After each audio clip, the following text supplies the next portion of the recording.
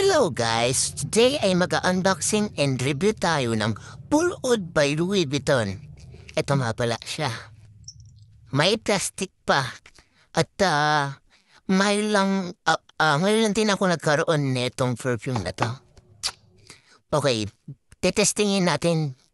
Tetestingin ko na. Pero, bubuksan ko muna siya. Pabalik ako. Ngayon ay nabuksan na natin siya. Ngayon, tetestingin ko na. Buksan ko muna siya. Kita niya naman. Shield. Bebem! Wow! It says here's Pull Oud. Buksan.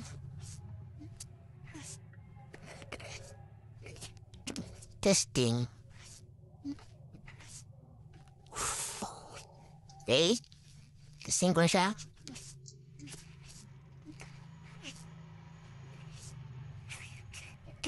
Oo nga. Tama. It smells like woody notes or a agarwood. Especially the oud by its name, Pull Oud. Many words. It is oud and fresh spicy. Sa balat, ito ay napaka-animalic and strong scent. Kasi unang spray mo pa lang, maamoy mo na yung pagka-oud niya. Siyempre by its name. And it is rich and smoky allure scent siya. Napaka-beast mode ang amoy. Yes. Napaka-beast mode ang amoy nito.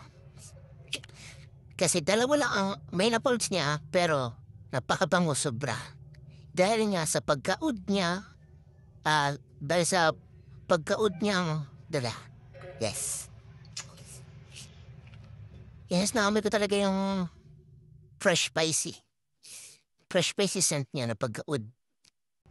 Bango na itong Pull Oud. Yes.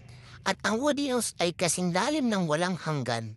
At may kakayahan din kitong magtago sa animalistic, ambre at sa spicy na aspect niya.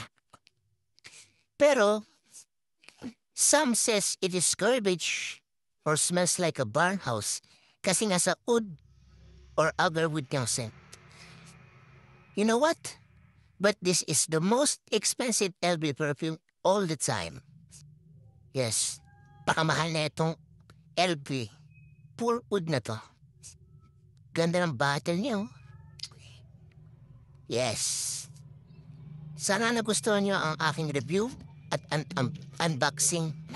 Bye, guys.